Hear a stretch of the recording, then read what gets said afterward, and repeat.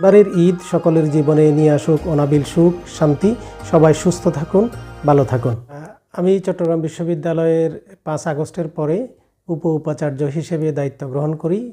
এই উপাচার্য হিসেবে দায়িত্ব গ্রহণ করার পরে আমরা বিশ্ববিদ্যালয়ের বিভিন্ন কাজ, উন্নয়নমূলক কাজ, শিক্ষা কার্যক্রম পরিচালনা সব কিছু একটা বড় ধরনের চ্যালেঞ্জ ছিল।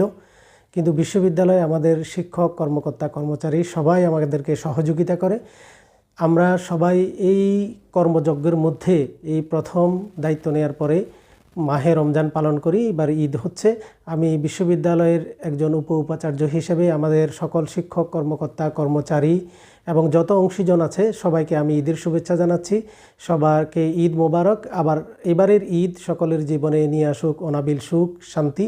সবাই সুস্থ থাকুন, ভালো থাকুন। আমরা এবারের ঈদকে আমরা খুব হাসি খুশিভাবে ঈদ নিব, কিন্তু আমরা যে একটা দায়িত্ব পালনের পরে যে আমাদের একটা ব্রেক নেওয়া, আমরা ঈদকে সেভাবে দেখছি। আমরা ঈদের পরেই কিন্তু আমরা চট্টগ্রাম বিশ্ববিদ্যালয়ে সবাই ফিরে আসবে। এই বিশ্ববিদ্যালয় ঈদের পরেই আমাদের অনেকগুলো কর্মপরিকল্পনা আছে। তার মধ্যে একটা মেগা কর্মপরিকল্পনা হচ্ছে আমাদের 5ম সমাবর্তন অনুষ্ঠান।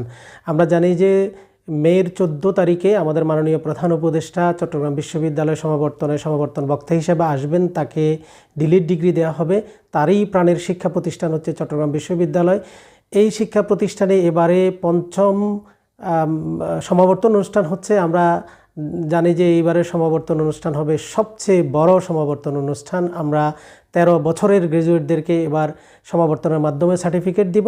সেই জন্য ঈদের পরে আমরা কিন্তু একেবারে সবাই কর্মযজ্ঞের মধ্যে থাকব। আমাদের সকল কার্যক্রমকে এবং সমাবর্তন প্রস্তুতিকে সম্পন্ন করব এবং সবাইকে সেইভাবে প্রস্তুত নেওয়ার জন্য আমি সবাইকে বিনীত অনুরোধ করব। সবাই পরে আমরা চট্টগ্রাম বিশ্ববিদ্যালয়ের দায়িত্ব নিয়ে অনেকগুলো কর্মযজ্ঞ শেষ করেছি। সেই কর্মযজ্ঞে আমাদের বিশ্ববিদ্যালয়ের সবাই আমাদেরকে সহযোগিতা করেছেন। আমরা ঈদের ছুটিতে সবাই বাড়ি যাচ্ছেন, পরিবারের সাথে ঈদ কাটাবেন। ঈদের পরে আবার এসে আমরা আবার বিশ্ববিদ্যালয় কর্মযজ্ঞে অংশগ্রহণ করব।